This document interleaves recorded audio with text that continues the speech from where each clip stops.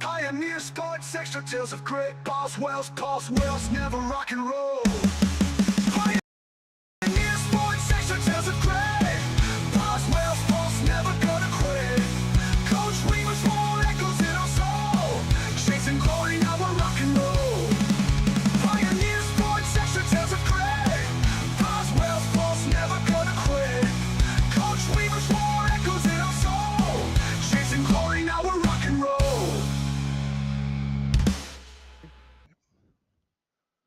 Uh-oh.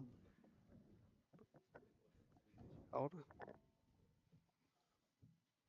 All right. You're on the wrong camera, Jim. We got to move that one up just a hair. What do you got to do? Start off like we always do. In trouble.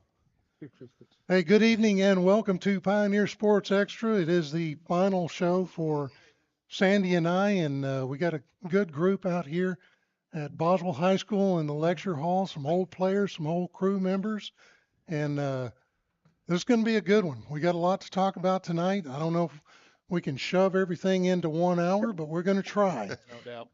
We're going to start off by talking about that big win over Weatherford for Boswell to keep their playoff hopes alive. And then after that, we will break down this week another big game. As we talked last week, Coach Weaver said every game becomes a playoff game, and this week is no different as we travel to Mansfield Lake Ridge to take on the Eagles, who are sitting in the number 2 spot.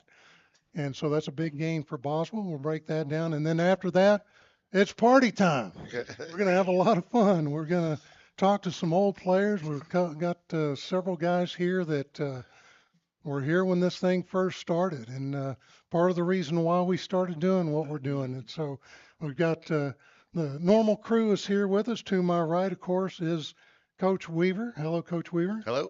And then to the left of me is our faithful producer and board off, Keith Diamond. Hello, Keith. Hey, Jim. And then standing behind him off to the left there, you can see her in the shot. That's our beautiful photographer, Sandy Howard, who's going to try to keep from crying tonight. I promise that if you stay tuned tonight, there's a very good chance you will see a grown man cry. But first, we're going to take a short break, and we're going to recognize some of our sponsors who are actually in the audience tonight, which is really cool. Sandy was behind the scenes gathering a bunch of people even I didn't contact. So let's take that quick break. When we come back, we'll dive right in here on Pioneer Sports Extra.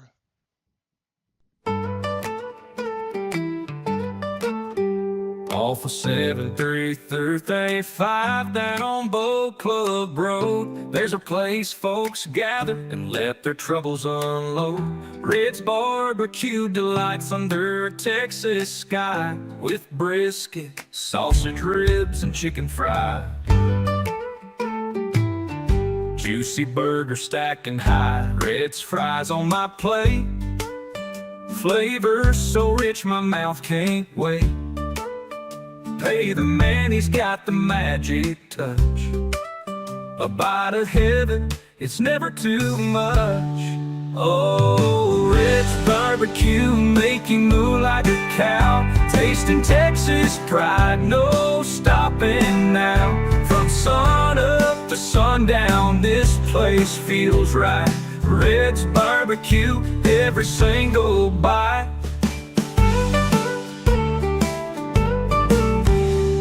Fried steak, crispy and brown, the tastiest food in our little town. The sauce is poured with love, smoking so fine. Every meal there is a grand old time, with friends and tunes under the barbecue lights, laughing and eating through the warm summer nights. Grill marks are painted, a culinary art. Red's Barbecue knows the way to my heart. Oh, Red's Barbecue, make you move like a cow. Tasting Texas pride, no stopping now. From sun up to sundown, this place feels right. Red's Barbecue, every single bite.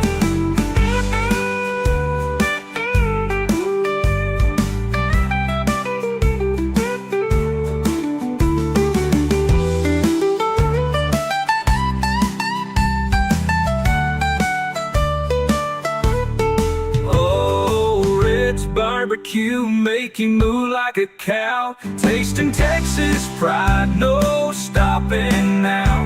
From sun up to sundown, this place feels right.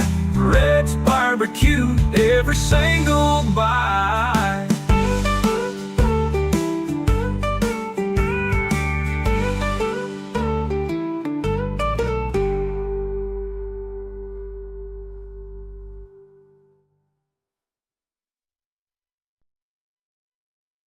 Thinking about saving money on insurance? Think no more. The answer is Lone Star Insurers, a Paul Jacobs agency. We have just the right coverage for you. Auto, home, health, life, recreational vehicles, and more. See how we can save you money on your monthly premiums with these products. All State Progressive, MetLife, Mercury, and Unitrade. Call today for a free quote. Lone Star Insurers is locally owned. Find them at 8101 Boat Club Road 325, Fort Worth, Texas 76179, or call them at 817-236-2886.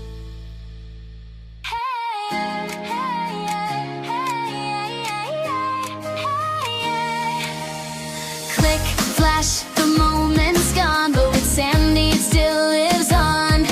Jan Friday nights and birthday cake, grocery weddings full of love we make. You've seen your smiles, friends so true. Every shot is just for you. It's only you, just live it, she'll come through. Capturing the moment so you don't have to. Sandy's Sandy's action photography, memories in Sandy's action photography is in motion.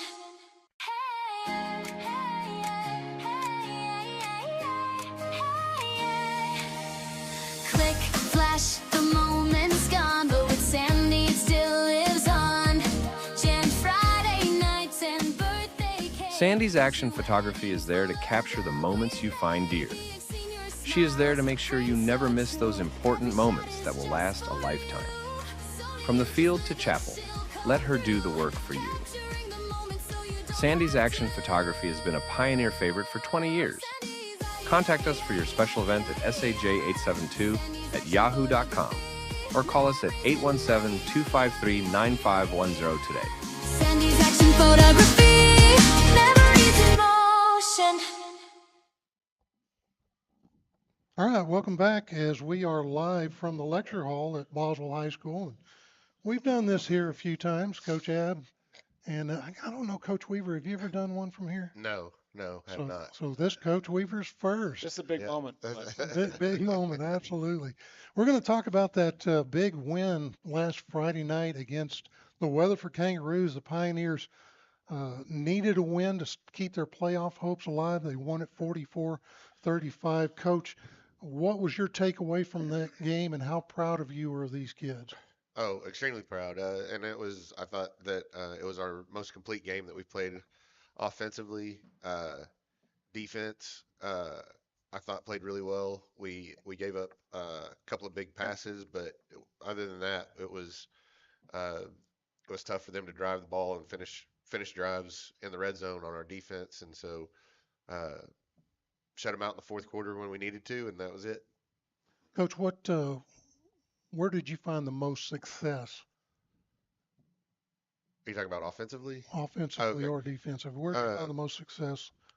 I thought we had our best game of the year throwing the football. Uh, Juju executed at a high rate. He was 19 out of 27, threw for 320 and 4 touchdowns, and we were able to have some explosive plays of over 30 yards in there, which seemed to have been elusive to us for most of the season. But I thought that was where we really improved, was throwing the ball. Um, Chance and Jace both rushed for over 85 yards, and so we had the balance that we look for, where we spread the ball around to 3, 4, 5 guys, and they all get touches, and they all get, over 50 yards, and that's when we're tough to defend. And so that was huge going against Weatherford, because they run an offense where they throw a million different formations at you, and you've got to be sound and disciplined in how you line up, and you got to get lined up fast and make sure that you're looking at the right spot and you're reading your key correctly. And uh, I thought the defense did a great job of that because it wasn't confusion on our part. It was okay. We recognized, we assessed, and we got in position. So it was kind of a back and forth. It was really kind of turned into a shootout. At one point, we thought it was going to be whoever possessed the ball last was going to end up winning the game. What adjustments did you guys make at halftime that actually pushed you over the top and kept you with that distance and that lead? We went in at halftime and we look at what's working for us, and then you kind of eliminate the stuff that's not working for us. So on offense, that meant that we were running less counter. They were doing a good job with their defensive ends when we ran counter, and the guy was he was basically contacting our tackle and pushing him in the backfield and making the reads muddy for the quarterback and creating chaos back there. And so we recognized that. We got away from running counter and we just started running uh, more zone in the second half, and we were able to keep them from being able to get in the backfield as much. And then defensively, we squared away where we were fitting. We had a trouble in the first half of getting under pulls, and then the inside backer scraping over the top, and we fixed that in the second half. And that was when we got two of our three turnovers in the second half. Coach, what does this win do for your football team as we travel this week to Mansfield Lake Ridge in another crucial game? What did that win do for those guys? Keeps us in control of our own destiny. We don't have to rely on anybody else. And like I said last week, it's last week started the playoffs, and we want to keep playing. We got to win this week. And so Lake Ridge, like you said, they're second place in our district. They're a good football team. They're going to be second no matter what. And so we're fighting for a spot in the playoffs. We're fighting for a spot in the tournament. They've got theirs, and so we've got to go execute against a good team that's only got one loss to North Crowley in district. And we've had two really good days of practice. The kids have been focused. They've been locked in, and so I think we're well on our way to being ready for what's going to come Friday night. I asked Coach Ab this earlier off the air, and so the question becomes, they have locked up second place. They really can't do anything to change their fate or even who they play, correct? Correct. So as a head coach, and I'll ask this of both of you guys, would you rest your players and prevent injuries in this game? I was trying to remember that Friday night after the game. I asked Coach Davis and Coach Meeks and some of the guys that have been around a while. I was like, when I was here and we had it locked up, and we weren't gonna be, jump up to district champion or fall down to fourth or something like that. I was like, I'm trying to remember what we did, and I don't remember us resting people. We went out and competed and got after it, and I was like, that's what I would be inclined to do, and definitely for a half. But going against a team like that, we're preparing that we're going to get the full arsenal of plays and people, and we're going to have to go in and do our best no matter who shows up for them. I think one year, and it was, man, this would have been whenever Byron Nelson was brand new, and they had juniors, and so we had locked up a playoff spot. We had them the last game, and we go in, and it's the fourth quarter, and we're up 34-17. And so I said, okay, let's let the seniors play, put them in. Final score, and we had to make a stop on fourth down, was like 54-51 to win the game. And that was the fourth quarter. So that tells you how not very smart I am. So, but no, Jim and you and I talked about it. I'd expect him to, and you can't, Wes, I know, wouldn't do anything different than expect their best. Well, that is a look back at the Weatherford game, and now we're going to look at this week's game against Lake Ridge, a much improved team. We won't take a break, as like I say, we got a lot to shoehorn into this hour. Coach, let's talk about Lake Ridge. your only win last season Yeah. at the end of the year was against Mansfield Lake Ridge. The year prior to that, they struggled as well. What do you see going into this game, and where do you see that improvement? Because this is a very tough district, Mhm. and to go from last to second, that's pretty impressive. Yeah, their quarterback play has been tremendous. The number 5 is highly athletic. He throws the ball well to his receivers. You know, there's not one receiver that they try to get, 7 or 8 catches. They spread it out. And so, when we played Legacy, we played Mansfield High, we played Crowley, we played North Crowley. They all have a guy out there. They all have a guy that they're going to try to throw to.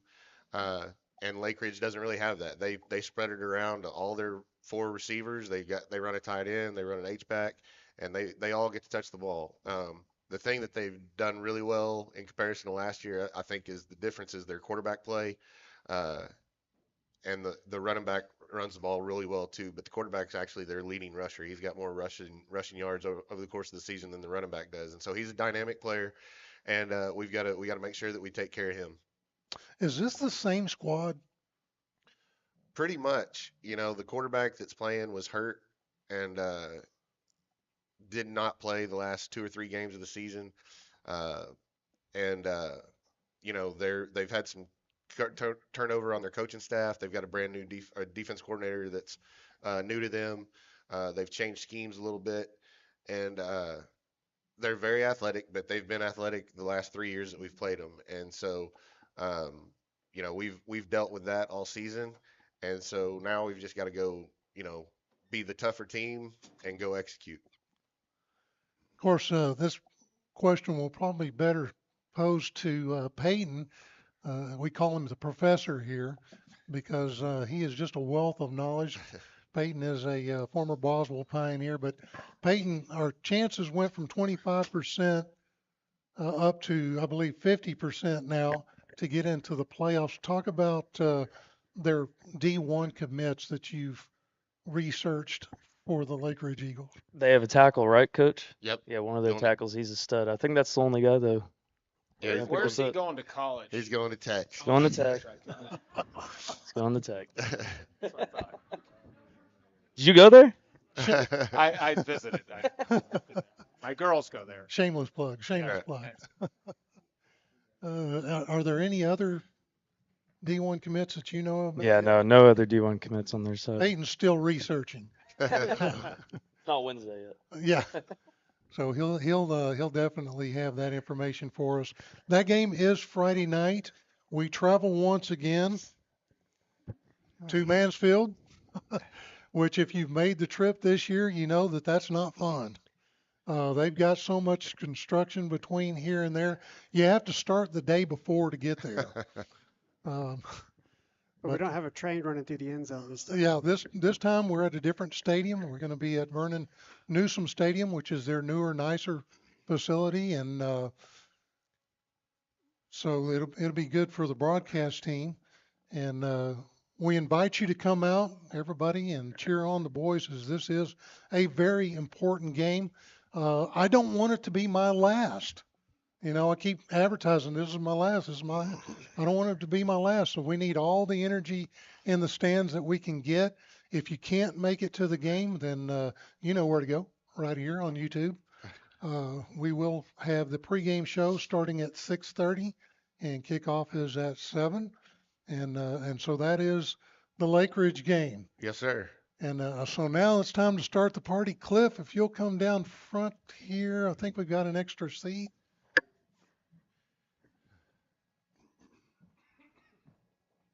We're going to celebrate 20 years of I don't know why or how I'm still doing this. I shared it with our, I guess you call them the studio audience, all these good looking folks out here who came out to celebrate with us. I was sharing with them that the way we got started was my daughter was not on the football team. She was in pure gold. And I hadn't been to a football game since I dropped out my senior year at Burleson High School.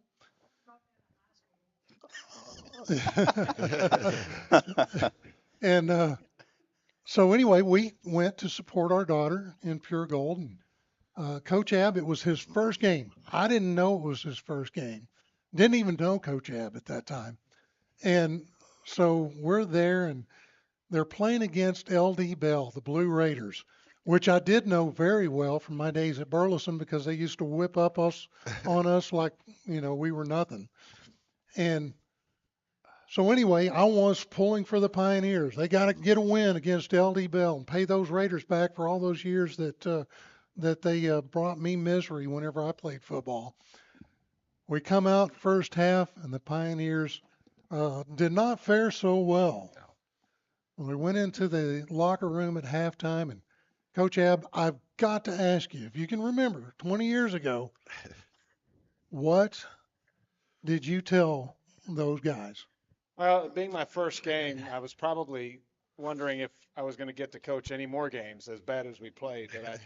But we had such a great group. I mean, they had been sophomores through some lean times, and so they had seen some really ugly football, and I guess their freshman year we went 0-10, and then all the way up to their sophomore year, they're in a 5A district playing, and we were talking about Taylor Weedman untangling himself, and Paul Jr. was having to go through that, and they were just a tight knit. So by the time they were seniors, we knew we had something special.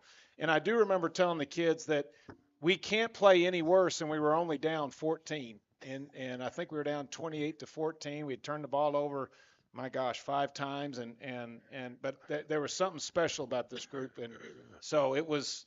I mean, I really did. I felt like I had screwed up enough for everybody because I was all over the place, and which is not out of the question. But we knew that coming out that we were going to have a chance, and then got it to overtime, and then Weedman threw it to Paul Jr. and in overtime we had blocked the field goal and went in, and I was telling Dr. Hollingsworth, me and the whole staff, I'm 32 years old at the time. I'm just a little bit older now.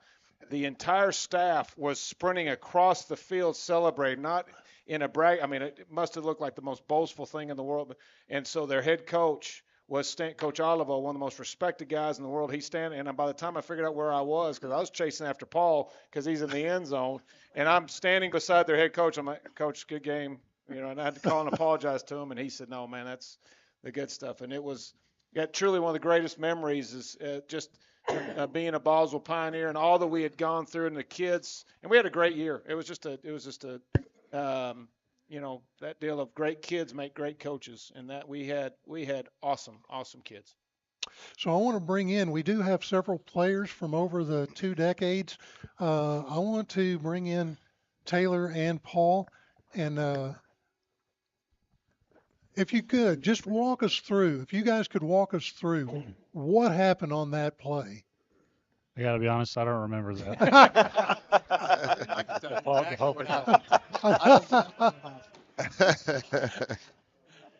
So the play was not to me. I can tell you that. It was to Trey Miller, our 6'4" wide receiver, and me and him switched positions. I went to the wideout. He went to the slot to run a corner route, and I ran the laziest little stop route I've ever ran. And He's not lying. It was. I walked it basically, and I turned around and the ball was right there.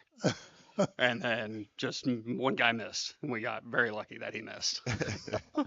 Taylor, what do you remember of that game, or even your seasons here at Boswell? What do you remember the most? I don't really remember that game. I remember our last game against Wichita Falls Rider, and in retrospect, football's a great game, and I think you don't really realize it, but after it's over, you'll look back and it was fun. So if I remember right, you were a junior? Was that your junior year that you started? I started as a sophomore. Sophomore. Okay, so you were a sophomore. You were a freshman. That was right. That was your junior year when we played LDB, right? Yeah. Yeah, because I was a sophomore. I think that was that. Right? No. He was a senior. I was a junior. Yeah. That year. But See, the year that- before was our first year together. So he was a junior and I was a sophomore. Well, I tell you what, that moment is what started the duct tape and baling wire that you see before you. In the box. Yeah, in the box. Good. And so that game was so great. You know, I cheered all night, went back home, thought about it all night, dreamt about it, got up the next morning expecting to look in the Star Telegram and see this big, beautiful one-page article about what these boys had accomplished. I looked through it and there was nothing, not even a box score. And I was like, you got to be kidding me. These kids have just spent 2 days out in 100-degree heat. They spent long hours practicing their tails off. They come out and they face an opponent that they were not expected to beat under a brand new head coach. And then they get the upset and overtime win, and there's nothing there. So the next week, Sandy and I came here from Alvarado. So we had ties to their next game. We traveled to Alvarado and the Pioneers again. This one I think they were supposed to win, but they put on a show. It was an aerial circus. I had pinned a article and sent it to the Times Record. I don't know how many of y'all remember the Northwest Tarrant Yes. County Yes, Times sir. Record. Strong. So I pinned it. I said, Strong paper. yeah, I said, if you want to use this, great. If you don't, whatever. But somebody needs to hear this. And Art and Joan Jones were the owners of the Times Record, and bless Art's soul. She wrote me back, said, hey, you must have heard that we were looking for somebody to cover the games for us. And I was like, no. And she said, well, would you like to cover the games? And I said, okay. So I started covering Pioneer football. We went to Alvarado. They won that game. And I mean, it just took off from there. And so for the next 3 years, I covered football, basketball, and baseball. Didn't know a thing about basketball. Very little about football or baseball, and very little about football. You can even tell that today if you watch the games. I make a lot of the stuff up, but don't tell anybody. For 20 years, Jim. For 20 years. And so anyway, we wrote for the Times Record for 3 years. And along that journey, I think it was year number 2, I met a preacher and his blind daughter at Birdville. And they were doing internet broadcast, just a little microphone, not much more than what you see here. And I thought, you know what a cool idea. I'm going to do something like that. I'm going to build a website, call it Boswellsports. At first, it was called Jim Howard's Times Record. How's that for original? So I didn't like that name. We came up with Boswellsports because we were covering all 3 sports. And that's how this thing came along. The Times Record shut down. Art ended up with cancer, and so they ended up closing down the newspaper. And I was like, we've got to carry this on. We've got to be the voice of these kids because they put in so much work. And I've met so many great players, great people, great coaches, great staff members for Boswellsports, and all of it is done as volunteers. Now, Coach, I should have been a salesman because I don't know how you get all these guys to put up with me for 20 years for free. Well, here's the deal, and you're talking about a lot of people, but Jim, you and Sandy put together every piece that is right here, and this is 1 million times what the original setup was. I think there was Easily. tinfoil ears. Oh my gosh. We were lucky to have tinfoil at the time. Yeah, exactly. And so we were at your kitchen table doing the show together. I forgot about that. Yeah. And if Sherry was listening, we had one listener, and so it was. Thank you, Sherry. But everybody in here knows, but it needs to be said. that Jim did every bit of this on his own. He put his money to it. He put all his effort into it. The amount of time that him and Sandy have done, that just their own selfless of, he's saying is exactly right, that he did it because he wants to promote the people that played this game at Boswell. And I'm telling you, and they deserve it, because the kids that are here and the kids that are not here and the parents that were a part, that I was so blessed to just be a part of and get to lead a program that you decided that you were going to do it, man. Jim, you guys are absolutely amazing, and I can't thank you enough Absolutely. for everything you've done.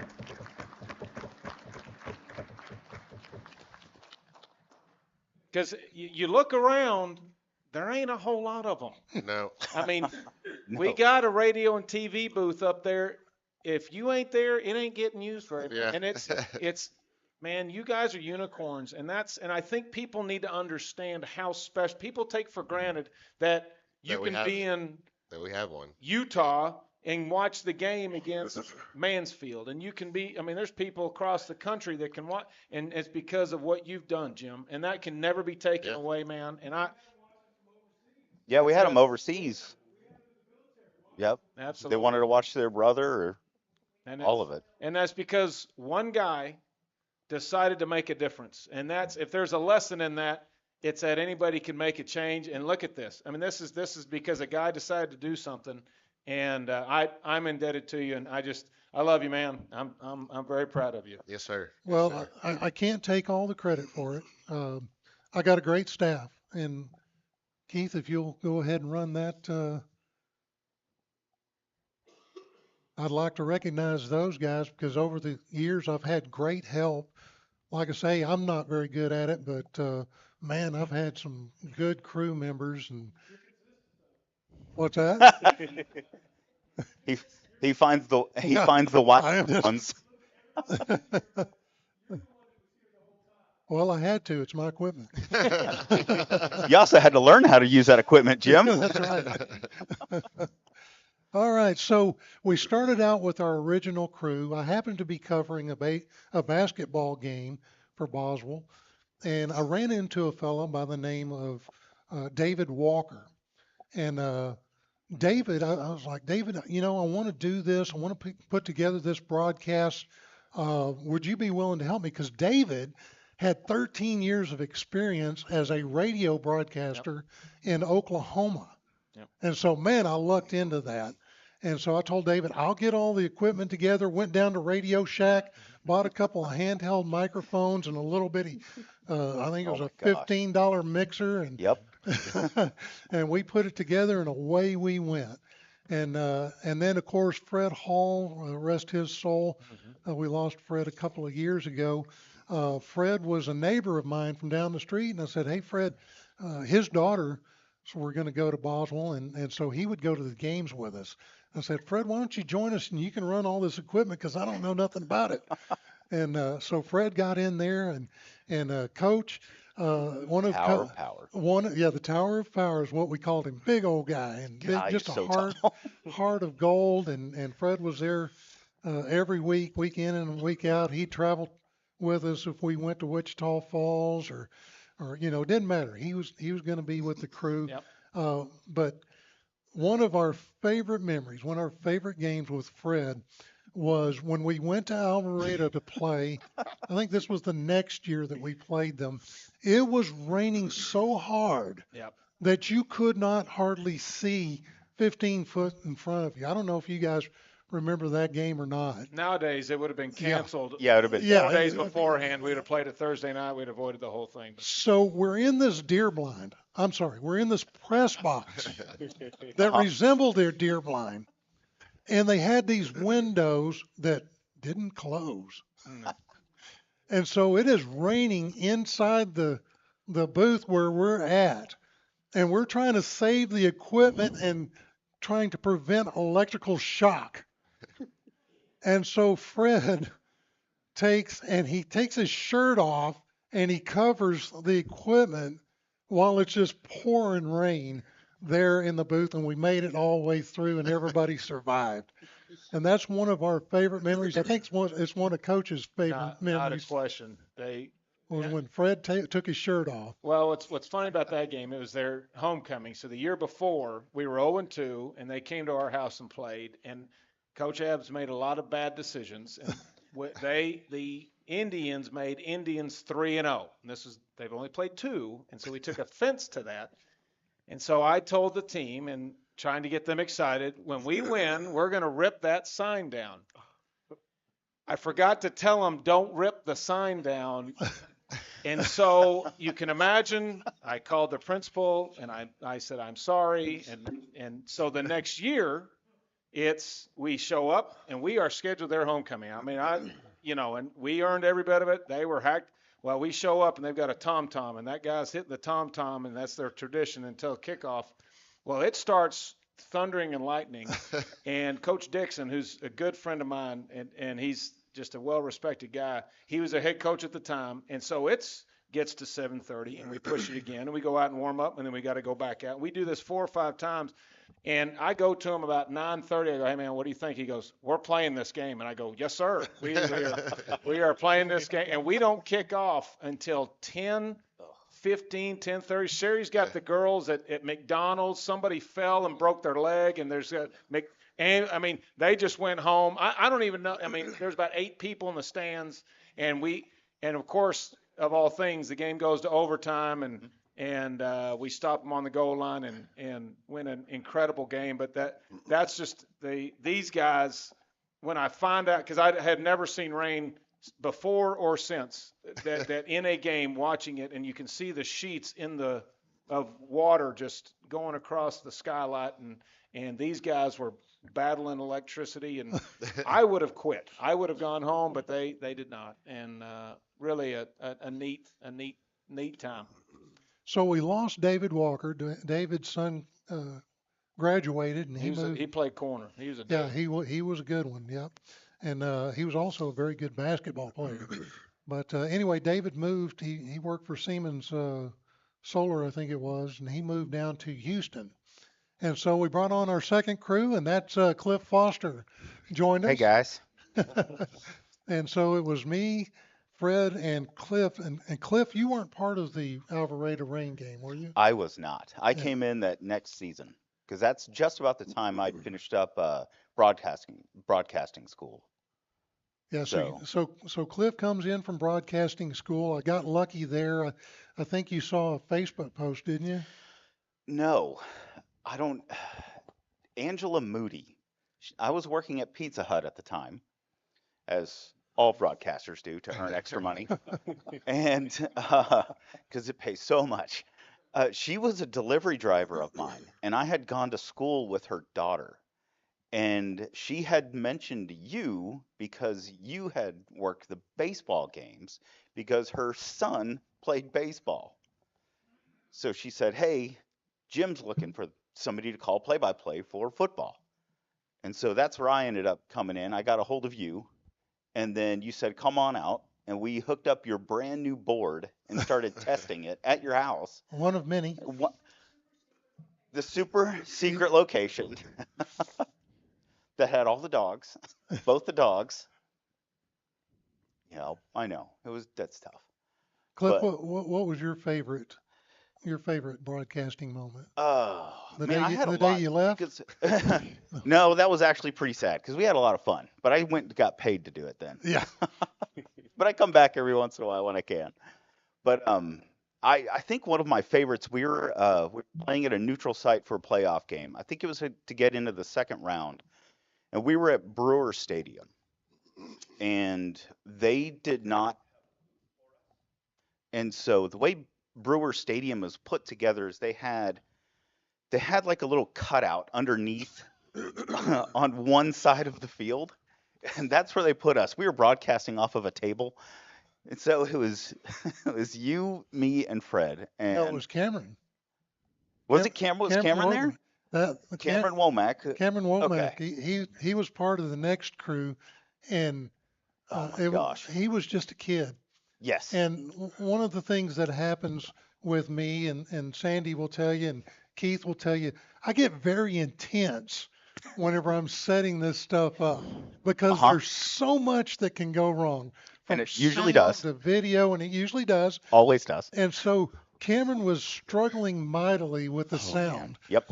And so, I was trying to be gentle with him, but in my frustration, I was not gentle.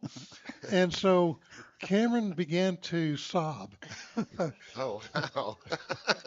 And In Jim's defense, that's it. That's all I have.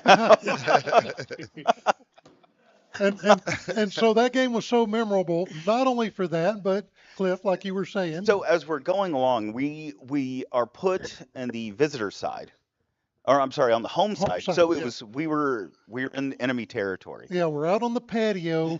The fans for Brewer were right there. We could touch the back of their heads. And we're not quiet because you can't be quiet. You're outdoors. And I believe we had kicked a field goal to go up, and we were trying to block a field goal, and we did. And everybody stood up, so we couldn't see the whole play. But all Jim and I could say was, "It got blocked! It got blocked! It's blocked! It's blocked!" Well, and our catchphrase was always touchdown Pioneers. Yep. And so, oh man. So Cliff had actually, he was the play-by-play guy, and I was the caller, and I was just kind of hiding. But Cliff we had scored. I forget who scored. Anybody in here part of that group? Well, that was 2010, and so That would have been Arlington Heights. yeah, Yeah, it was Arlington. against Heights. So it was either McNeil or Jacob Stone or Duke. It may have been Stone.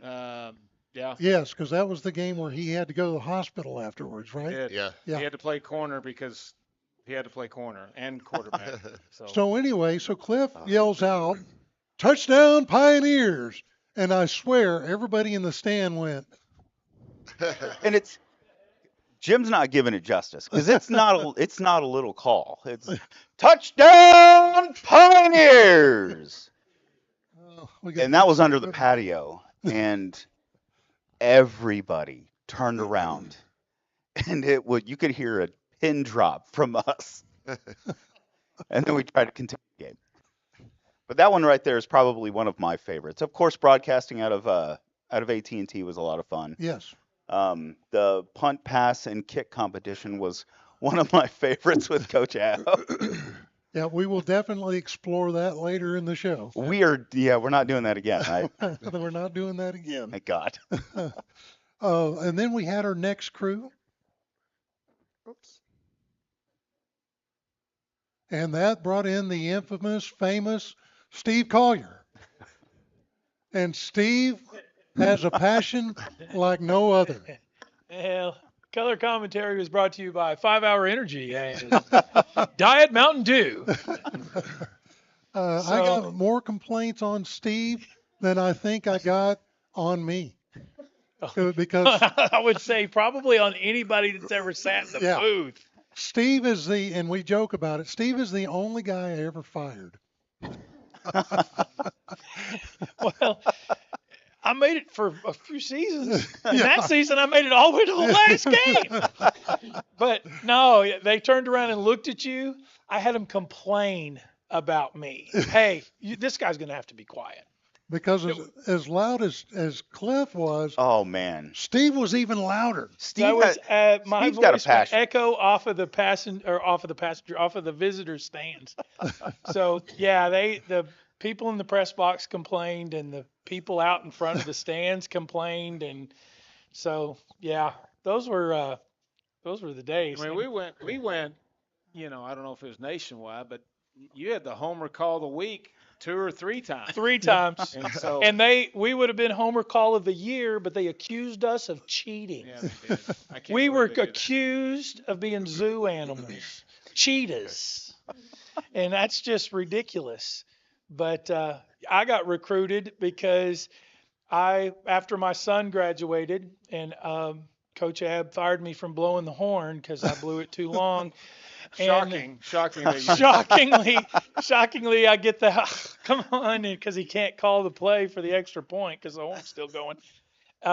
But I was sitting in the stands. I was going to watch one of my good friend's daughter was was the major on the dance team, and somebody hit me up before the game and said, "Hey, man, we need somebody to run the chains." And so, well, that's the best spot on the field. I can see the whole thing down there. I just got to try to be quiet.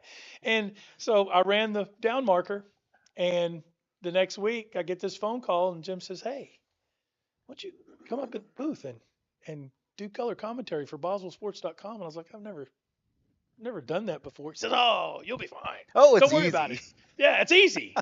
It's easy. Well, yeah, it was easy, but it was really hard not to talk over Jim and talk over everybody else and run around the press box riding whatever horse I'd found. And yeah, there were issues. And then I think the memory I have, Steve, is it was 19. When did we block the field goal against Burville in the playoffs? oh, Was that 18? that Eight- gives me eight- chills. I don't that know was when it 18. was, but I can It was see it So right to left. They were up 8, and they were kicking a field goal to put the game away, and we sent. I think we cheated and put 13 guys out there, and we went and blocked it and turned it for a touchdown.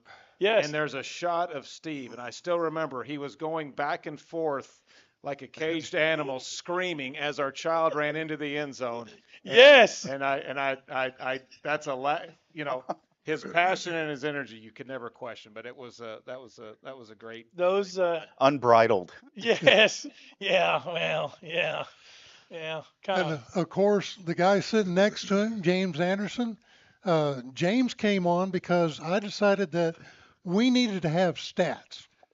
And so we put the feelers out, and James said, "Hey, I can do that." And so James joined us on the crew doing stats, and I think he actually turned into a color guy there at the end, and those were some good broadcasts there because James brought a lot of information to the broadcast that we had not had before. And James, what's your favorite memory from those days? My favorite memory. So I'm gonna have to go to Crowley when we went to Crowley because it was cold. It was cold. There was the coach's booth and what looked like the old bleachers that somebody abandoned a long time ago that everybody sat in. So the coaches got to sit in the booth, shielded from the wind and the cold air, while we sat in the front row. Second row. And second for it was just cold. I think I had a looked like a hunting jacket, so I was camouflaged well, covered up. It was cold, and I was thinking, what did I get myself into? Because it was cold. I started off because my son started freshman football at Boswell, and I was working the freshman football team parent snack shack duties, and I was on nacho detail, which I liked. After the second game, the mothers decided, well, we're going to do nachos and we're just going to kick you to the curb. And I happened to be scrolling through Facebook, and I seen this, hey, we're looking for a stats guy. So I sent a message back, hey, I'd be interested in that. And I went up to the booth, and that's where I met Jim and met Steve. And so the next game, that's where I was, So I did 5 years. I wanted to continue on, but life changes. My son graduated. I carried on one more year. The only other memory that really comes to mind right off the bat is when it was more important for Jim and Sandi to go on vacation and go on a cruise. And so that left Steve, myself, and who did we have at the time? Was it Peyton at the time? We had to go to Wichita. Wichita Falls. We drove to Wichita Falls and had to sit in the shower. In the shower, yeah. Well, I fortunately didn't have to sit in the shower. I got to sit. So we're setting all this stuff up, and I can attest to what Jim says. When the setup begins, it's frantic. Connect this, do that. Sound check this, start this. This works. Okay, everything's good, and lo and behold, show starts and everything fails. Everything Yep. falls apart. No, that's exactly how every What? broadcast started. Every broadcast Here, started that Steve way. and I are in Wichita Falls. We're just, let's get this done. And I'm trying to set up all the electronics, and I can remember from memory. And Steve's going, hey, we ready? We ready yet? We ready yet? We ready yet? And he just, it's like him in a game. Just talk. And I'm trying to focus on what I'm doing. We finally get it set up. And I think we ran without a hitch that whole entire time. But it was, the shower in Wichita Falls. Yeah. And no elevator. And no Yep. elevator. Oh yeah, yeah, we carried the box. We carried the box. Yeah, I was. For those of you that don't know, I purchased this big, tall, it's about 4 foot tall, about 3 foot wide, 3 foot square. It's a DJ box. And I had a desktop computer mounted inside of it with a nice little rig that I had devised that was on drawer slides that had a monitor attached to it. And so we would bring this thing in, and the idea in my head was we just roll up, take the top off, hit the button, and this monitor rises up out of the box, and we start broadcasting. All the cables were stored inside. We had all the Cables, headsets I mean, stored inside. it was a great idea in theory until we were in the Fort Worth district, which Herman had Clark. a couple of stadiums that had no elevator. And so we had to actually carry this thing God, it was up the miserable. stands into the press box. And then, of course, our next crew is kind of the guys that are left over now. Peyton Peterson joined us, and Peyton has been amazing. I don't know how many of you have had an opportunity to watch us over the past couple of years, but Peyton is a encyclopedia of sports.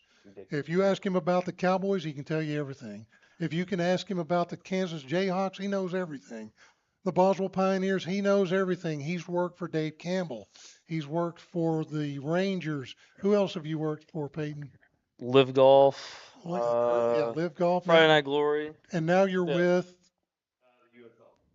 the UFL. So Peyton, his wonderful wife, she is a true sports widow. 100%. 100%. And so Peyton joins us. Of course, Keith was with us, and Keith was one of those dads, another one of those dads that I happened just walk by in the stands and shanghaied him out of the stands. Well, it's quite walk by in the stands. It's more like a Facebook post. Hey, you want to try this? He was recruiting. I was recruiting. Yeah. Well, that's pretty much what it was. I was like, yeah, sure. Up to that point, my oldest son, I'd spent him was baseball from the time he was about 5 until the time he turned 16. My youngest son, my middle son, I didn't do much with, and he got to where he was like, you know what? He was at Creek View. He's like, I like playing football. So I was like, okay, let's do it. So I was helping him with him doing his stuff, and still didn't get to do much with it. And then he comes over to Boswell, and I signed up for Jim's Boswellsports Facebook page and stuff, and I just see this ad post up, and I was like, I have no idea what I'm doing. I'm just a teacher, so let's just go see it. So I remember walking in his door the very first day. It was on a Tuesday night at his house in the super secret location. Yep. While the stadium was being rebuilt. And Jim says, okay, I'm going to have you do the computer, and this is all you've got to do. And I just sat there. This is all you got to do. This is all you've got to do. You've come a long way. I've come a long way. So through time and effort, I've kind of figured out how to do some of it, but still, it's like I keep telling Jim he's not quitting after this year. As much as he thinks he is, he is not quitting after this year because I have no idea how to set up OBS. No, I've got to rely on Peyton for that. So that's the crews that I have been so blessed to work with, and I appreciate every one of you guys and all this stuff that you've done to help me in putting this broadcast on, and then certainly you two guys who are going to carry the torch and continue to broadcast Boswell Sports. Let's talk a little bit about our favorite memories, and we discussed some of them, Coach. We have to go back to punt, pass, and kick. Oh, Oh, no. I thought this was a You weren't there, race. Peyton. You weren't there. So it was Fred Hall, myself. I was as big as I am now. I had not slimmed down yet. And Cliff was way younger and less hairy. Well, I don't know. I just didn't let the beard grow out. And then Fred Hall, we all decided that we were going to challenge Coach Ab. I feel like you decided to challenge Coach Ab, and we just joined Okay, in. Well, yeah, sort of. Anyway, to a punt, pass, and kick contest, kind of like what they have in the NFL. And so we dressed up in the craziest outfits. Bad. I had an Ole Miss fishnet jersey that was cut off. I can attest. It was a half jersey. It was a half amazing. jersey, and coach's shorts. Coach short. Was it the bike? Dude, was it the bike shorts? The old. It was as Yeah, the close old as he bike could shorts. get. Yeah. Yeah. I think so. And then Cliff had a headband on, he Oh. had sweatbands on, It was all of the sweatbands, tall yeah. socks, tall socks with running shorts, right. and it was nobody needed to see it. And then Fred had a pair of swimmer's Oh my goggles gosh. and a red cape. And so we challenged Coach Abenchan to punt, pass, and kick. I thought it was a serious deal. When y'all walked out here, I went, Yeah. "Hey, here we go." I kind of wish you would have told us what you were really thinking, because I know it couldn't have been very I was clean. like, "All right, come on, here we go." It was y'all are hilarious. I wish I could cue or it something. up. But not hilarious. We've still got the video. It's on our Facebook page. I'll post that later on so you can watch that. But that was hilarious. I'd never kicked a football in my life. You couldn't tell. You couldn't tell. Yeah. Yeah, wide right was my new nickname. Well, and then we had to. Didn't we have to? No, we had a holder for the Yes, we brought in a couple of kick, players. for the field goal Yes. kicks. They were field goal kickers. And so they gave us a quick tutorial. And so Fred had never kicked before. And Coach was amazed because by the end of this thing, he was kicking 35 yards. It was ridiculous. I mean, it was incredible. But Just 20 years too late. Yeah, 20 years too late. Well, his form was a little off too, but that's okay. But that's certainly one of my favorites. The other favorite that I have is broadcasting from AT&T Stadium. We got to go up into the ESPN booth, and we just thought that was the greatest thing Greatest ever. thing ever. You know, we're setting up this stuff you see in front of us. We've got our camera because the UIL said back then you can't show the game. You can't. But you can't live stream it. So what did we do?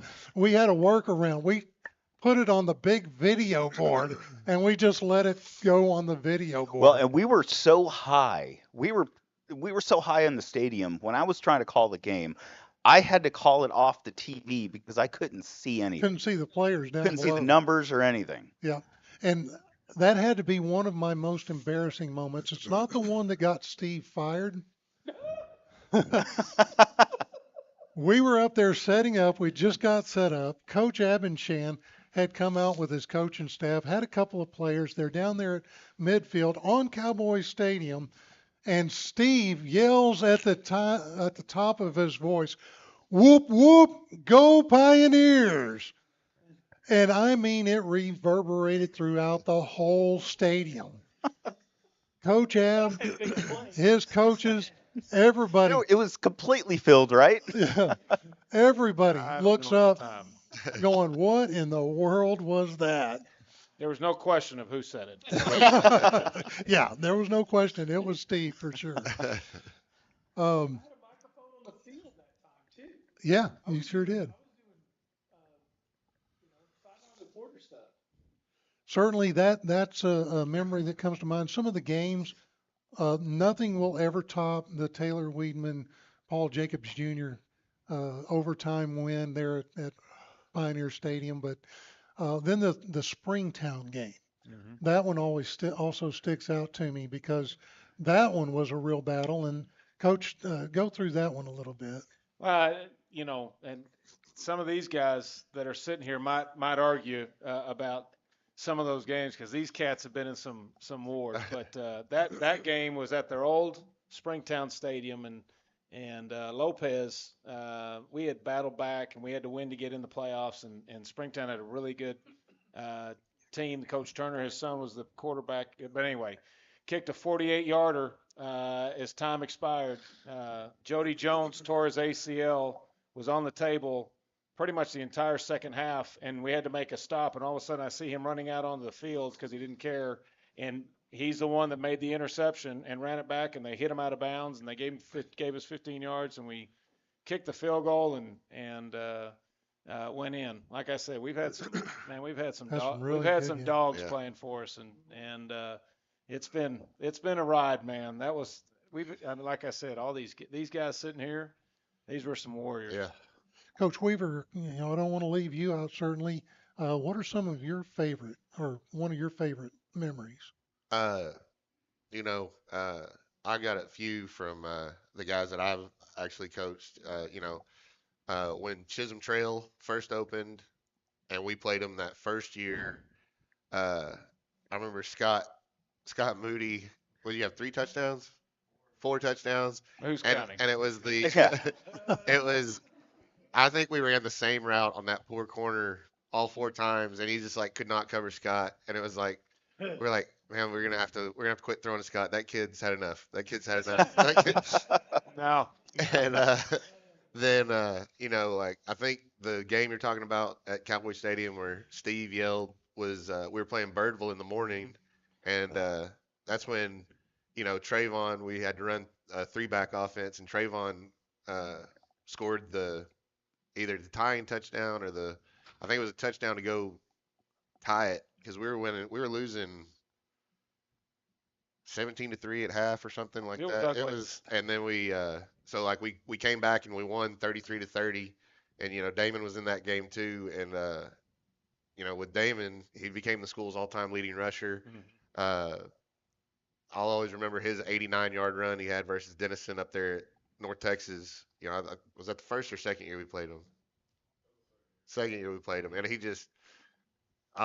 I'll remember that because that's the year he broke the all-time rushing record. But I was his position coach at the time, and I think he hadn't been back very long from tearing his meniscus, and Yep. he just housed it, and it was a huge play for us.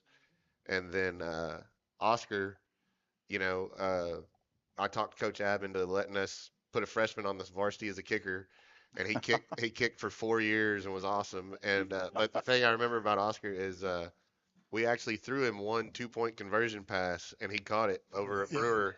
Yep. And so, and he was pumped. He like did. I think you got a celebration penalty. Yeah. And then, of course, the accomplishments. Very proud of some of the things that just came about as a result of what we were doing.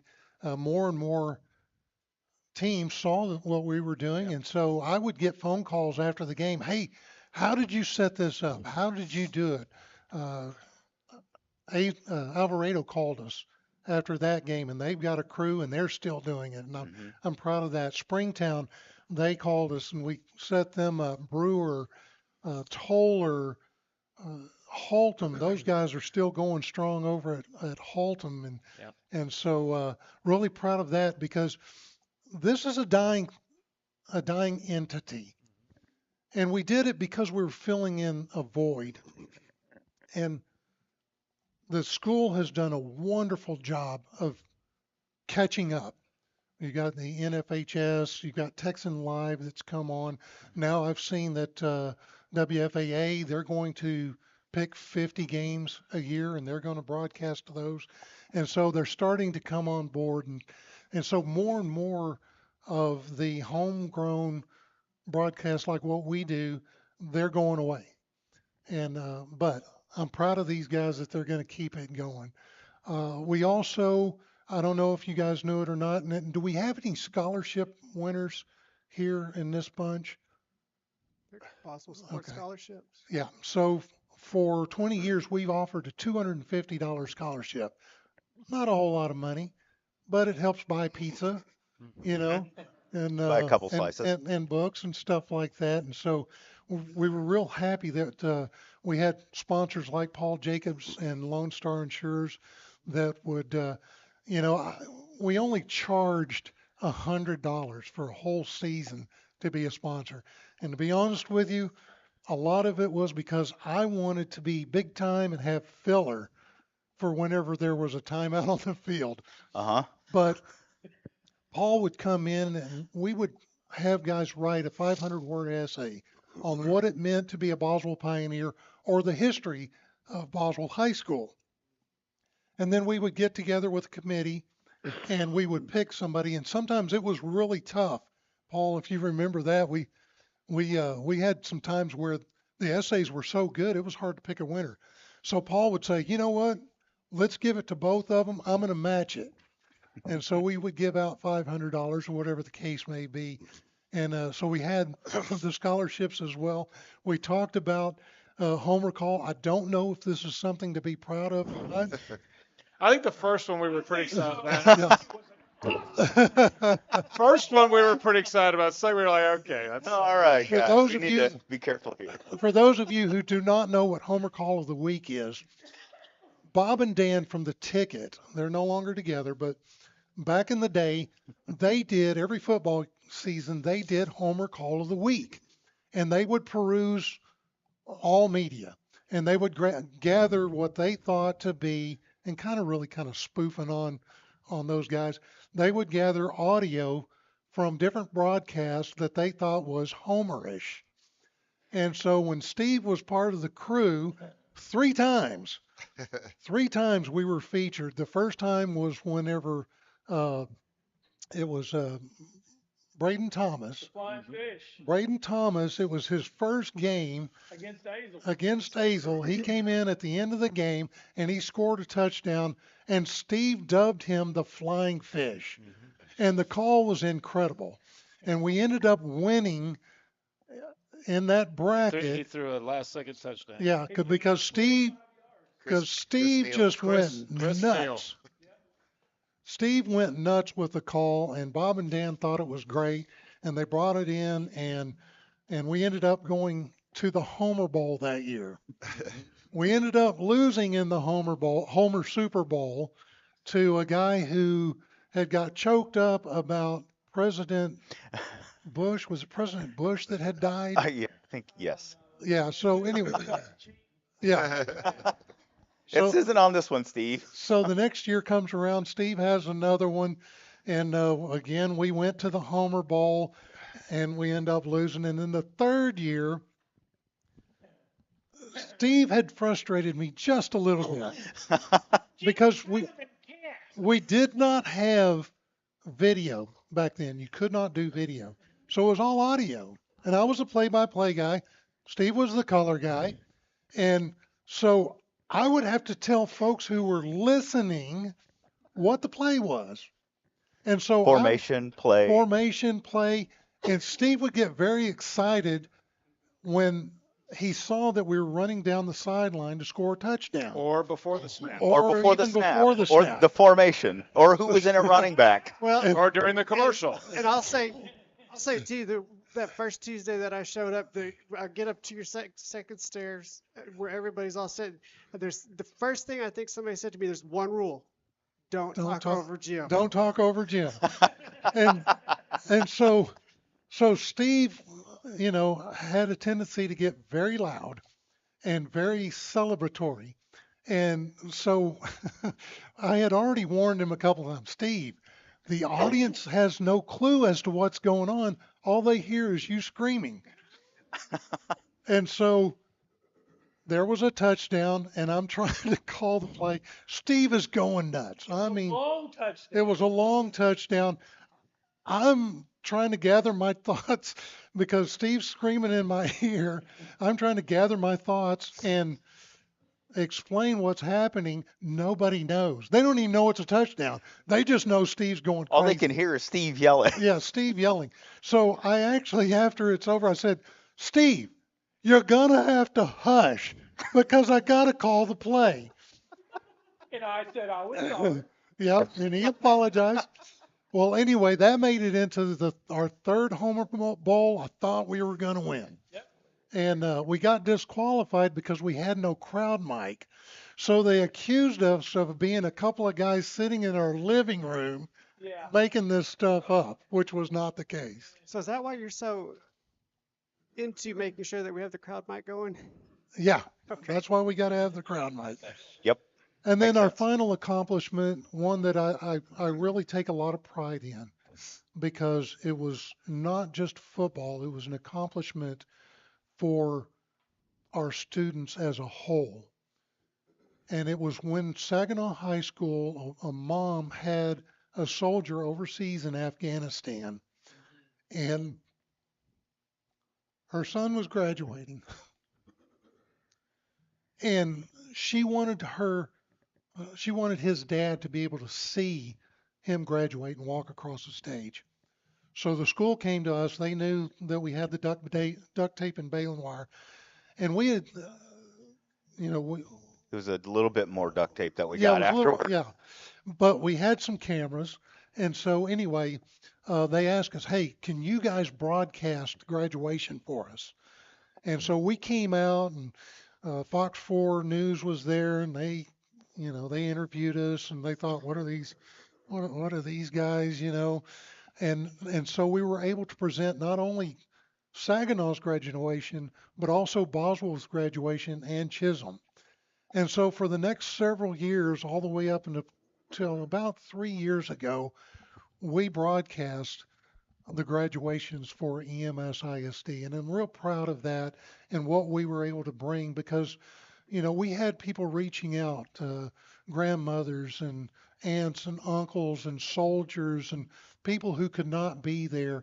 And they were very grateful. We had mothers who were suffering from cancer and couldn't be around other people who would say, hey, I really appreciate you and what you do in bringing us the graduation and the football games. And so we were real proud of that as well. And then, of course, our sponsors. Love our sponsors. Oh, I did that one. And I know I said that I was going to try to make this short. We are a little bit over. Appreciate you guys hanging in with us. We've never been on time. We've never been on time. We started off with just a handful. I remember Cliff, Fred, and myself canvassing the entire Saginaw area. We started at the one end of Main Street and walked to the other. We started on Boat Club Road and walked from one end to the other, trying to get people to sponsor us so we wouldn't have to have duct tape and baling wire. We wanted better equipment. We wanted Gorilla Tape. We wanted Gorilla Tape. And so anyway, did it play our sponsors? It did once already. Okay, good, Yeah. good. So Red's Barbecue, Amy and Justin have been amazing. They invited us into their restaurant, and that's where we've had the coaches show for the past several years. And then of course Blue Moon Cafe, Coach. We left my dining room table and we went to Man, Blue that's Moon tough. Cafe. That was a tough And of course those guys, because of us, went out of business. And then Quick Car Lube and Tune, they sponsored us for a few years until Cliff made a commercial being Lord Fauntleroy or Oh something my like that. gosh, I completely forgot about that. Yeah, we don't want to talk about anything. And so they were embarrassed and kicked us to the curb. Uh-huh. But and then Paul Jacobs has been with us the whole time. Paul, thank you so much, Paul, for being there for us as well. And then we got to mention Sandy's Action Photography. Yep. Every week, Sandy was there with us, taking the pictures down on the field and posting those things up on Facebook so that you guys could have them and your mom and dads could watch the game and not have to sit behind there thinking, did I get that shot or not? Trying to think of some others. The zoo.net, he was instrumental in helping us in creating a lot of commercials. And so I encourage you, if you haven't listened to the best rock from the 60s, 70s, 80s, and 90s, go to the zoo.net. Kim Miller. And then, of course, Kim Miller. And then we've got her here, right here with us, Amy Moody. And she's with Keller Williams. She was part of that group. And, man, just we couldn't have done a lot of what we do. I couldn't pay for a lot of this stuff. Replace a lot of equipment without the help from you guys. So certainly appreciate our sponsors. And then, of course, my favorite players. We got this group of guys here. You see them, Taylor Weedman and Paul Jacobs Jr. from that very first year. We got Trayvon Reeves and Damon Williams is here with us. And we got Oscar Ron Kicker, who's with us as well. And then Travis Musey and Josh Stone, and this happens to me during the broadcast. It really does. The names that I forget. He forgets our names too, Yeah. so don't feel bad. Just appreciate everything that you guys did because you inspired me. week in and week out. I've told many guys that I don't know if we ever had a single D1 player on the Boswell Pioneers. Had a couple, Few. but And not many. not many. Not many. Trayvon Trayvon would be Trayvon one. won. Okay, so Trayvon D1, Damon should have been D1, I'm sure. Dom Yeah. Hill. Dom Hill went to The Hilldozer. Kent State, the Hilldozer. Yep. Was hoping he would be here tonight, but you guys inspired me because Coach Ab really and Coach Davis, those guys and Coach Weaver as well had a monumental task of getting every drop of talent out of these guys, and each week you would go in and you would do the unexpected. And so I'm very thankful for you guys. If we can just kind of go down the row here, and if you guys will just give a real quick, short memory of your favorite games. Okay. So I don't know if y'all even know this, but we were going to Wichita Falls Rider for the first round. And we were sitting in here, and Ab actually played their broadcast team, already talking about Alito and saying that we were just they're gonna whoop us. We ended up, I think Antoine scored 4 touchdowns that game. 6. 6? He scored 6. Oh man, yeah, we whooped them. So that was like that gave us a lot of excitement going in, and we were just pumped because we took it as huge disrespect. So I don't know, I love that memory. Yep. I'm going to say my favorite game that I remember, I wasn't playing. I was actually watching the game against Arlington Heights because I was playing in Midland College at the time. And I remember I'd always try to comment on there to get a shout out, let Jim know that I was watching. But I just kind of want to talk about something else because me being a little bit more connected, playing at Boswell and now coaching at Boswell, I remember the times whenever it was a times record. And we would go home after football games and wait to see pictures of us. Because, I mean, I wasn't Paul. I wasn't getting thrown a lot. So I needed proof that I was on the field to some extent. And then it all comes full circle because, like I said, I watched for so many years before I came back to coach at Boswell. And then there I was making presentations with Sandy's pictures per Coach Ab for our kids in the Promethean board. And then I was lucky enough to have Mr. Howard call for one more season for the baseball team.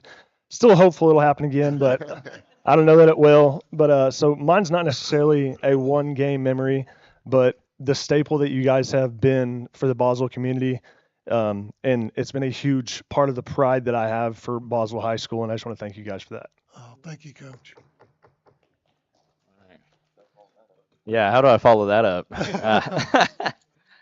Yeah, I got a lot of great memories, and you refer back to kind of when you started. Boswell had a couple rough years, and felt like with Weedman, those cats, and Coach Ab taking on, we really kind of stepped up another level. Talent, was, we had to fight for it, but at the same time, it was grit, that's all on Coach Ab. I mean, we were by far the most well-conditioned team in the state, bar none. Holy cow! So we were gonna outdo you every game, and it was a testament our senior year. Unfortunately, it wasn't a win. But my favorite game was the Denton Geyer game, and we had been beaten up on Denton Geyer. And then out of nowhere, they got extremely good. And that was the year, we were going in underdogs, in a way. They had a lot of D1 talent on their team. And, I got hit like one time. I dropped the ball in the end zone and a guy crushed me, and I still got the punt off. So, I got 22 yards on that. But that entire game, I think we had like 2 or 3 fourth down stops, and we knocked the running back off. He fumbled on the goal line to keep us in the game. And fun fact, I played with him at Cisco. DeAndre, yeah, he was one of my running backs, and we'd always give him crap. I put up a little highlight film, and I slowed it, and I was like, "See, you fumbled right here. This is where you where you kept us in the game."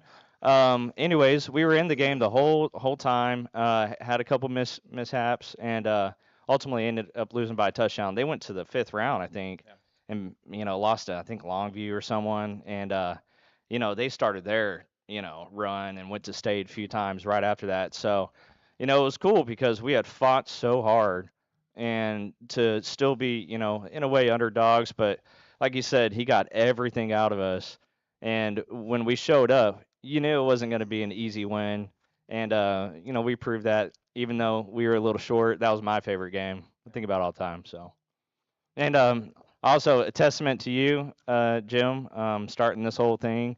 I think me and Josh were helping one of the coaches out freshman year recording. And I remember, yeah, film. We do practices and all that. And I got some insight with you. And that, it really was a chain reaction. You mentioned other schools taking off. I've noticed it just on the outskirts, just seeing other schools, broadcasting. I'd never seen it before. And I feel like you kind of set off that chain reaction, especially local area. So thanks to you and thanks for everything you did. You did put Boswell on the map, and we all appreciate it. So. You. Just kind of, I don't know, just to touch on, we definitely were on the short end of town on some plays. I think our senior year was the first year Alito dropped down to 4A. I think it was 60-0 at the end of that one. That was kind of we don't discuss numbers. Yeah, we don't talk about that around here. Really wasn't specifically one game. Going into our our senior year, we had Brewer. We had taken a loss, and you'd set us down after the field and told us like, hey, what's behind us? Don't worry about it. We've gotten next team we're playing. We've beaten a few times, and I'll be honest, it kind of said, I was a little salty about it. I said, we didn't have any business losing to them. We had practice the following week, and you set us down the day before we played Denton, and you said, God has blessed me with 4 daughters at home, but as we're sitting here, I look back and God has blessed me with a whole lot of sons right here, and I might be the one that cries before you. And obviously that game didn't go the way we wanted it to, but it just spoke a testament about this team. We were family across the board, and more to you, Jim, man. You stuck with us the whole time. The highs, lows, the good, the bad, and man, I can't say I thank you enough for that. Thank you. I think one of the coolest opportunities and experiences here at Boswell was coming up freshman year with both soccer and football. I don't know why you would bring me in, but hey, we did it. My shoulder pads were all big and my helmet was big. I looked like a little kicker on the field. But I think the coolest experience was that Alito game when we played them here my freshman year. We had a news channel come out. I think it was like the last season of the game or something, and we brought that momentum to Denison. I think we played Denison at UNT. Yep. That was a really good game too. And then I think it's just really cool to see all my coaches again, Coach Emerson, Coach Weaver, Coach Ebb. I mean, you guys really did, bring me in, give me the opportunity to experience what Boswell football is, and then Jim, I mean, whenever I got your phone call last week, I could recognize your voice. You said, "Hey, is this Oscar wrong kick?"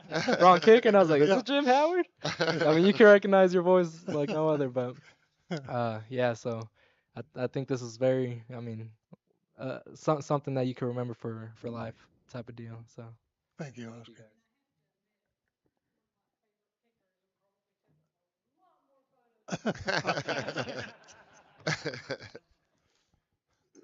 I think I'm bouncing between two actually. I think one is probably from my junior year against Brewer. At the time, I think y'all had me splitting with Bratton. I think after the game, y'all realized, I got the guy. But what I remember about that game was I think every time I got the ball, I was pretty much pushing it for at least like 30. And at the end of the game, I'm pretty sure I got most of the scars I have on my body. I think you with blood on my white jersey, smile, grinning from cheek to cheek. Yeah, you remember that one? But probably that game. And then after that, we kind of ended off the season with that was your senior year, yeah, with Trey. And if not that one, probably Lubbock Cooper my senior year. I think as a team, as a whole, that was a big, big team win. That was a hard fought game. That I was a think good game. probably the hardest hitting game I've ever played for sure. Yeah. Cold outside, yeah, but it ended crazy. I think Harp had the one-handed pick. Yeah. Yep. Yeah, but was that second round or? No, That was third round. That was third round. That was Thanksgiving That's weekend. Thanksgiving Week, weekend. yeah, we were playing, yeah, practicing. I remember practicing that week, celebrating Thanksgiving and then being able to practice. And I do remember you saying y'all are gonna look back on this and y'all gonna remember that y'all at Thanksgiving y'all were able to practice at the same time. So I think just that it's hard to pick just one favorite moment when you think about everything. But whenever I think about favorite moments, I just think about team moment, friendship moments, and stuff like that, and small conversations. But probably the Brewer moment because y'all Yeah. decided, you know, Yeah. we got our guy. So yeah. And for those of you that don't know, I literally called Damon this morning to get him on the show because I didn't have, a lot of these guys are on Facebook, so it was easy. I was able to contact them through Facebook. Well, Damon wasn't on Facebook, so I just put out a general broadcast. Does anybody know how to get a hold of Oscar and how to get a hold of Damon? And so somebody reached out and gave me their phone number. So I really appreciate you making it on such short notice. She still does actually. She still does. I told her I was coming and she was excited, so shout out to mom. I kind of just piggyback off Damon. It's so many moments, and you really just can't pick one moment. I would say a moment that kind of stood out for me was senior year. Obviously bringing a district championship to Boswell for I don't know, first time in a while, I believe. And that whole year, and the year before, we didn't make the playoffs. We went 7-3, and we didn't make the playoffs. So that was that kind of stuck with us. We had guys like Dom Hill, we had Jordan Cox, and we had some ballers on our team, and we didn't make the playoffs. So it kind of stuck with us. And then the following year, we opened the season off with a loss to Azel, second game, I believe, and then after that, everything just kind of fell into play. I would say playing in the district championship at Wichita Falls was probably one of my favorite moments here at Boswell. That was a game we had to move up to a Thursday Yeah. because of weather. Yep. we kind of didn't. They didn't know what hit them. I would say.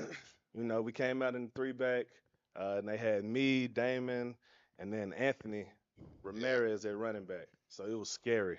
It was scary, and then obviously, doing what we do on defense as well. And then another memory I would say is Cowboy Stadium, playing at Cowboy Stadium round one, and coming back to beat Burville in the last quarter was fantastic. It was an awesome feeling. Yeah. Well, I guess if I don't say the LD Bell game. No, I can remember when Mr. Howard, it was before this started, our sophomore year and Taylor's junior year. And he came out and we did interviews on the top practice field before practice. And it was, I think, myself and Taylor and Cody Hodges that he interviewed, and we had no clue. Like, why are we being interviewed right now? I mean, Mr. Howard is the biggest fan of Boswellsports, but all the players, all the athletes. He has done obviously a lot. I think for me, I just remember highlights, individual games and wins and losses, but I just remember, every time I looked up, Taylor had the ball coming to me. And I just got very lucky that I had him at quarterback and I was able to run a little bit faster than most. Thanks, Paul. Good to have you at receiver too. It's nice to have sure hands. Cowboys don't have that. You already mentioned it, Coach Dab. Springtown. It was, and Greg Lopez kicking that kick. Yeah. Never thought it was going to go in. It went in. You just see this individual running across the field, Coach Cope, just just wild to see a bunch of people just so happy and together. So that was one of my favorites. And then Hazel was kind of where it all started for me. It was something I never felt in my life, and it's a great moment. No And doubt. Good Well, to you- remember, it's good to remember those things. And off of what Oscar said too, it's really odd because a lot of the memories have faded for me as we continue on. But when you called, immediately could remember your voice. And I was like, yeah, I'm coming out just for you. So thank you for all you did, all you do, and Coach Ab, thank you so much. Well, Back thank, at you, Biggin. thank you guys. Thank you guys for coming out. Like I say, you were some of my favorite players of all times. There's a lot more. How many of you guys ended up on the Coach App show? Any of you guys? Trayvon? Yeah. Yeah. Okay. Yeah, up in the press box. Oscar, you ended up in there? Yeah. Yeah. So great memories. These are memories that I'm going to carry into retirement. I'm never going to forget you guys. I will always, I grew up as a Burleson Elk. I don't even know what those are anymore. I bleed blue and gold and white now, and it's because of all you guys right here, and you guys right here. And I appreciate everything that you did for us, allowing us to do this because you didn't have to. And I've got to say some thanks, and I saved one of the best for last, and that's my lovely wife, Sandy. This is the crying part. um, I asked Sandy early on because, again, sitting in those stands taking pictures of my daughter in pure gold, I was missing what was going on. I was missing the action because I was focused on trying to get pictures of her. And so when we started this thing, I thought, you know what? We need a photographer that can take that burden off of the parents so that they can enjoy the moments with their children. They can enjoy the moments with their plays. They can watch the games. And so Sandy didn't know a thing about, she didn't know a thing about photography. We didn't even have a camera. I think we had a little Kodak, the one that you pull the pictures out of. And so we invested in a Canon Rebel, and she went to work and she figured it out. And she went to every game with us. She traveled with us. She's been there as many games as I have. And really, to be honest with you, if I were to take a poll, I would say she was more successful than I was because so many people were affected. So many kids I would love to see. Each week I'd go in and I'd see one of her pictures pop up as a kid's Facebook profile picture. Or moms who would write to us at the end of the season and say, "Hey, can you send us pictures? Can you get those together?" And we'd work feverishly. We'd look through the thousands of pictures. Honest to goodness, in the old days, I was the editor. She would take pictures, and she didn't care about her editor. I would go in on Saturday morning, and I would go through and I would Photoshop these pictures and pick out the best ones. But she would take 3,000, literally 3,000 pictures. As time went on, she got good with Photoshop, and so now she doesn't take as many pictures. But and so just the relationships that she's built on the sidelines. Oscar is a real good example of that. One of her favorite players of all time. And Sandy, I just absolutely adore the fact that I had a wife that could support me in what basically was just fun for us.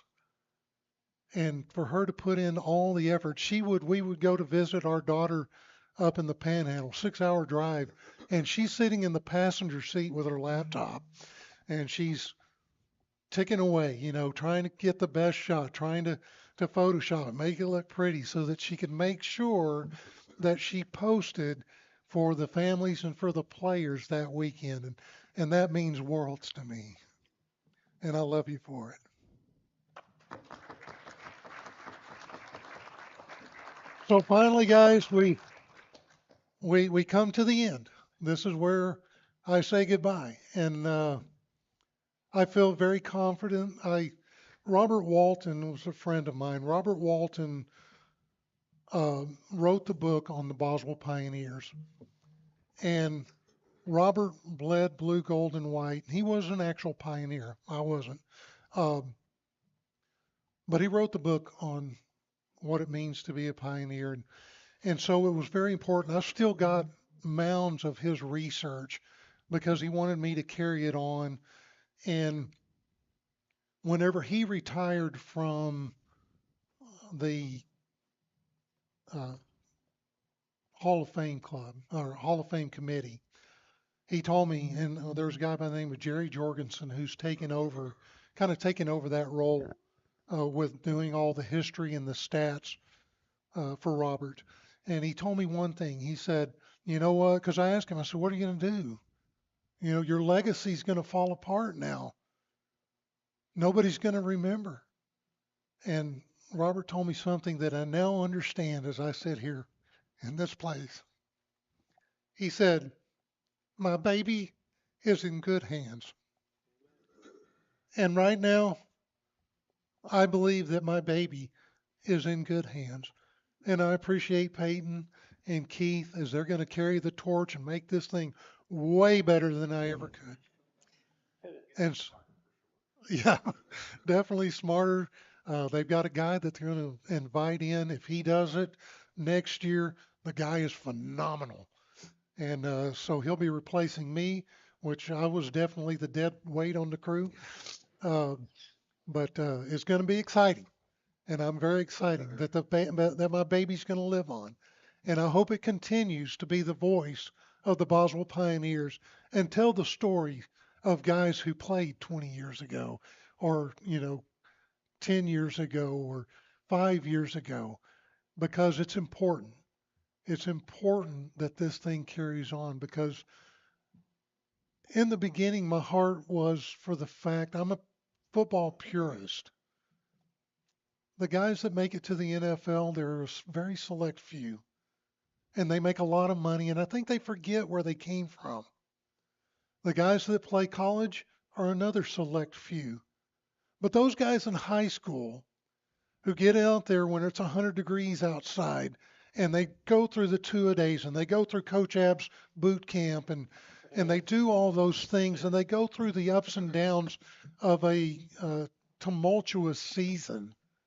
And then that final game, and you guys will probably remember this, you never see a final game for a football player without tears.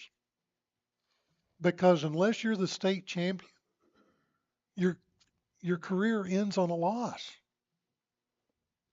And so it was important to me that guys, that high schoolers who invest all this time and get no pay, that their story be told. And that's what we did here at Boswell Sports and Boswellsports.com. Thank you from the bottom of my heart. Well, Jim, let me just say you are a class act. You are a legend, and man, we love you. Thank you so much. Yes, sir. It was an Thank you. amazing job.